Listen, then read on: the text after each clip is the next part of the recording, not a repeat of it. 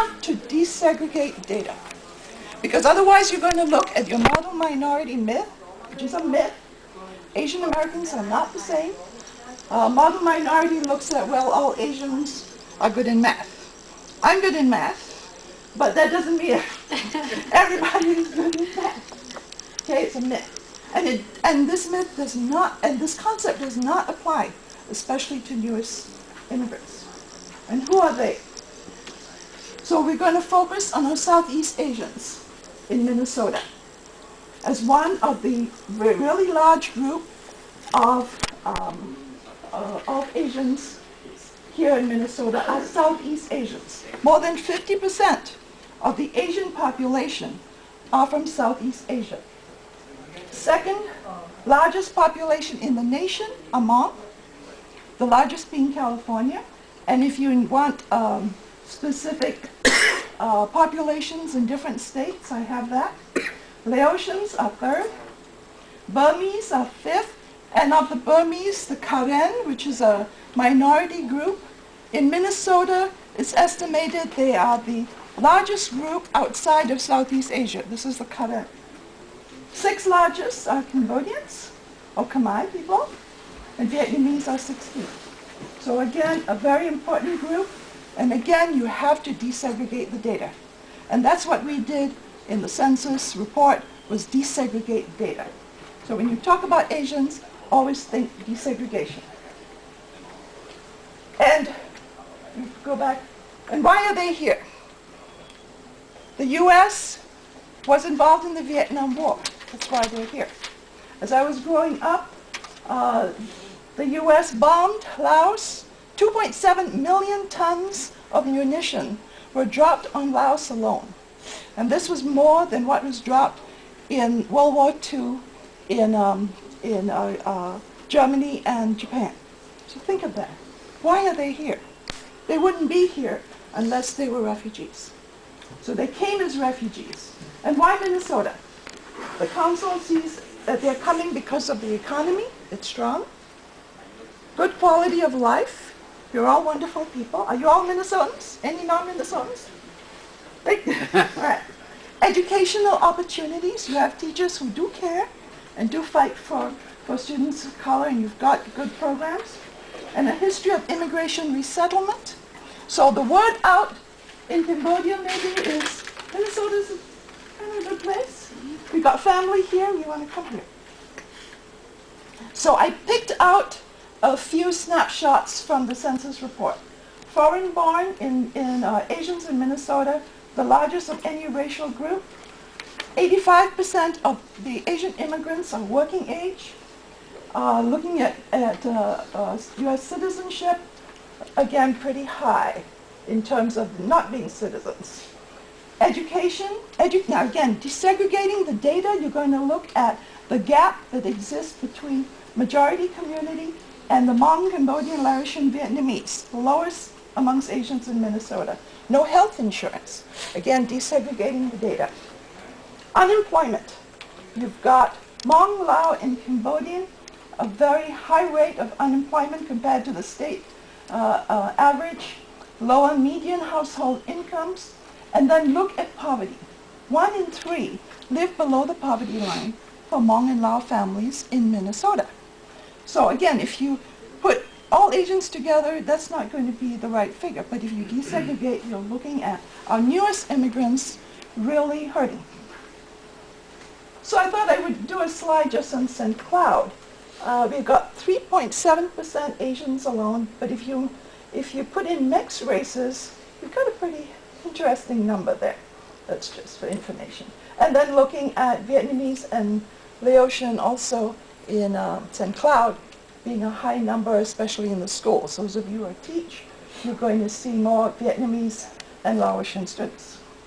Now all this is really important to learn again about Asian Americans and why at St. Cloud State we have an Asian American studies program. I'd like to say hi to Dr. Kishimoto, who was instrumental for that. So what I did with all this information, I taught in fall of 2011, had 2 classes total about 56 students. I taught through an anti-racist lens. It was very important for me to teach through that. It was important to point out that the Chinese Exclusion Act of 1882 is the first federal, so that's nationwide, first federal act against a race of people. So it is a racist law. At the moment, the only one that exists. Hopefully we won't get others, but that was critically important. Asian American Studies also is part of the racial issues course. And so anti-racism, history, intersections, and civil and social rights was very important for me to teach. So bringing all of this, how do I have my students wrap themselves around at least one issue? So I decided to focus on the nail salon issues. And as we go into that, you'll see how we brought that to a bigger picture. Okay, so I used the work I had been doing with NAPAWF on the nail salon issue to bring to the students the issues of human rights and civil rights to Asian Americans, focusing on nail salon issues. So this was NAPAWF that I was taking that resource from. It's the only multi-issue API organization in the nation. And our mission was to build a movement to advance social and human rights for API women and girls.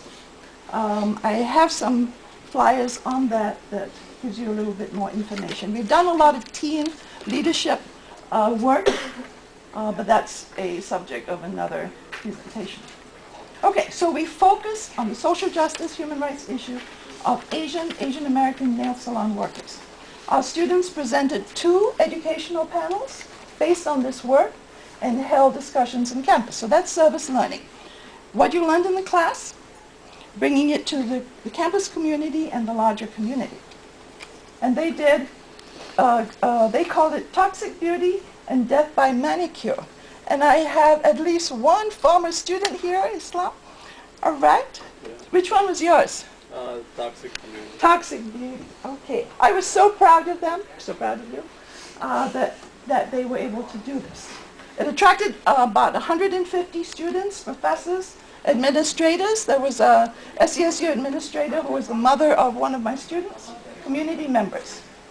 And participants and students too were very surprised that cosmetics have so much carcinogens. I got them to go back, look at what was in deodorant, shampoo, baby products. There's a lot of carcinogens there. And the participants, the evaluation showed that they learned something new and they were going to further educate families and friends.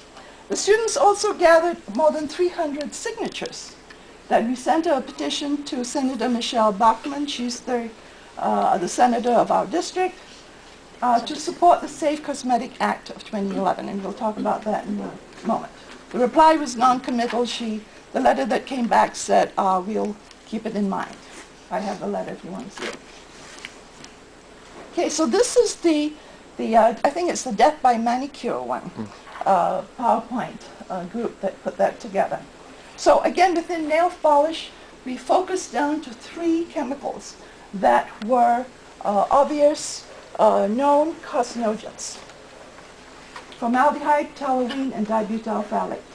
So formaldehyde keeps your nails hard, but we know it's a carcinogen, and it's also it's volatile. It's fumes. It's a gaseous piece. So when you open the nail polish bottle, you smell something. Part of that is formaldehyde. It irritates eyes, nose, and throats, therefore causing allergic reactions, and therefore causing coughing and wheezing. So, you have nail salon workers who wear the mask. They're not just wearing it. It's the gaseous fumes that are hurtful to you. Toluene, smooth, all right? But again, health risks. Again, another toxic fume that's coming out. And then dibutyl phthalate, flexibility, sheen. But this one is even more insidious. When you put it on, it can be absorbed through your skin. The risks are thyroid function, reproductive, a developmental toxin. Okay, and then for the men in my class, I said, you know, it's also going to affect your little soldiers. So, you know, be careful what you use. All right. So, nail salon workers. Take it out. Are we standing? So nail salon, they have some of the side effects is spontaneous miscarriages, trouble conceiving, nosebleeds, headache, dizzy, fainting spells. And what happened to me is, you know, when I work in the nail salon, it has different size, shapes, and stories. Some nails can cover with colors and ridges, and some have disease, deforms, and some even have fungus. And it's also flexible to such abstract and art. In this case, I don't really paint Monet on the nails, but I connect with one-on-one with the customers. I work as a manicurist. My duties include cleaning the cuticles, massages, buffing and file nails. I choose to work in the nail salon because I thought it would be the fastest way to make money fast and to help support my family. And I also wanted to connect with the customers one-on-one with personal conversations like career choices, family feud, or it could be, you know, changing jobs. I feel like a psychologist at that point with these connections. I worked really hard to support my family. I have seen coworker faint at the salon. I myself have affected by the long hours to poor nutrition. I work around 10 to 11 hours a day, sometimes without breaks, sometimes through Christmas and Thanksgiving and the major holidays. Due to fatigue, sometimes my face will go numb, and sometimes my hand will shake due to hypoglycemic. I sometimes have blurred vision, nausea, dizzy spell, and fatigue is constant. Many nail salon workers have miscarriage, as Hedy mentioned, and also there's delay in brain development in their unborn child. Sadly, I watched my nephew who was delayed and did not speak until he was 4 years old. And he is still struggling today.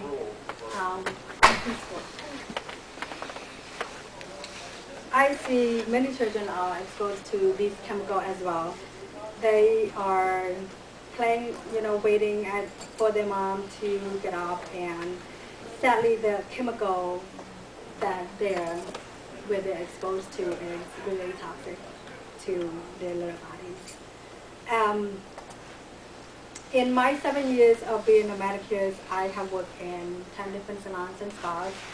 It's a seasonal job. In the wintertime, it's definitely a slow time. Women and men are not coming to get petty and many and get their nails done as often. And in the summertime, it will be enough to cover the cost of living expenses. I wasn't aware of the chemicals, so I didn't wear any mask, but my coworker does. I thought when they work on the acrylic nails, which I don't do, the fake nails, they put it on and it would cover, it would not harm them and it wouldn't harm me. But as you know, it's pretty wide open. If it touches skin, it's in the nail polish. It's not in just one specific acrylic nails. Later I found out the dangerous health effects in the nervous system, which I decided to stop working in the nail industry altogether. I have seen clients' nails comes in with skin defects and nail plates are damages, and the long use of acrylic nails is definitely have deterred their health due to the toxics of the chemical exploitation. I am no longer working in the field, but unfortunately there's 95% are women-owned. All women who's in the field, 59% are women of color, 42% are Asian women, and in California, 80% women, Vietnamese women, and these are nationwide results. And most of us work to support their family for income. low barriers of employment, and English, it was not a requirement to work in a nail salon. So that was one of the main reasons for new immigrants to work in the field. And so I asked Narate to present to you, to share with you one of her poems as a spoken word artist. I found that very powerful in terms of capturing somebody's attention. So I present to you The Average Nail Salon Worker. So I got a half memorized this here for my security. Okay, so when the clock struck 22, I was awakened by the smell of dew, searching for the second wind to knock my soul off of my feet. Split into two, created unchanged melody, a whiff of formaldehyde. The second wind rushed through like the Katrina. Numerous times of any given day, these soulless breezes multiply. 1, destroy the nervous system. 2, 3, rapidly change my heartbeat. Slowly speak to me, at me, asking me to take 3 steps backwards. Off to the next salon, looking for the next unknown victim. Run as you can't hide or see, knowing the unknown was present. But time spent daily to make do, cash flow to support extended family wasn't enough when the clock struck 22. The final chapter revealed my unborn child. Stop breathing, I faint due to fatigue. My dizzy spell conquered in. Death of soul depleting, deadly chemical. Silently spill. Unsure, unknown, untested to notice that the danger of nail salon beauty rests in the hand of your story, our story. One universal clock strike noon, awaken all soul into active chain of steel into movement, a chain of change, as change in you, a chain in us. When the clock struck 22, I was awakened by the smell of dew, searching for the second wind to knock my soul.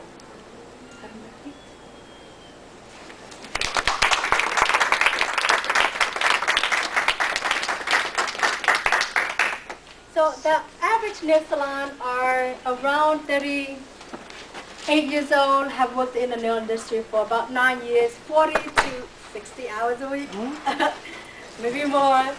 And 58 are reproductive age, lack of basic health coverages, and about 18 to 22,000. Sometimes more, it depends on the season.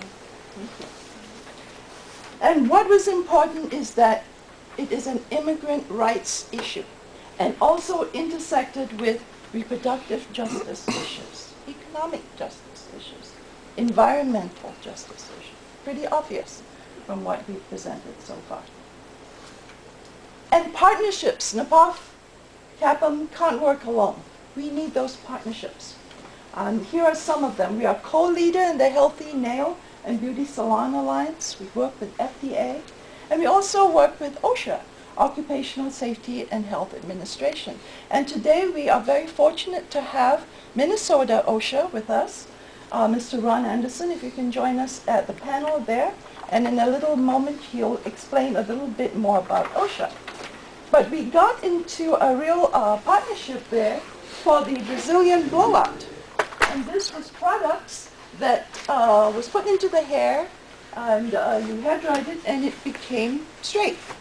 So the question is, what's the standard of beauty? Is curly hair not as beautiful as straight hair? But that's an aside question. But what they did was they labeled that product as formaldehyde-free, perfectly safe, just absolutely fine. But not true. We found amounts of formaldehyde in it. It was banned in Ireland and Canada. It had, for the salon workers, nosebleeds, respiratory issues, eye irritant, hair falling. Okay? Sounds familiar? So OSHA investigated. A national health hazard was alerted to their salons. But the company said, no, don't listen to OSHA, right? You know nothing. And they have a over 5 million class action suit right now. So it's really extremely important to look at it systemically, to look at the Safe Cosmetic Act. And the law that's right now is from 1938. That's older than maybe all of us, yes? Yes. It cedes decisions about ingredient safety to the cosmetic industry. So the cosmetic industry has all the power. And even OSHA can't require them to conduct safety estimates. The law is weak. So that's why the Safe Cosmetic Acts of 2011 is important. That's why we did the petition to Senator Bachmann. That's why we're still continuing that as an action point, because we want to make systemic change. And that was only 3, toxins that we were talking about. There are others. The new act would give the FDA authority to ensure that cosmetics don't contain harmful ingredients, will increase worker protection, because then you have a law that you can go back to, and it has different requirements.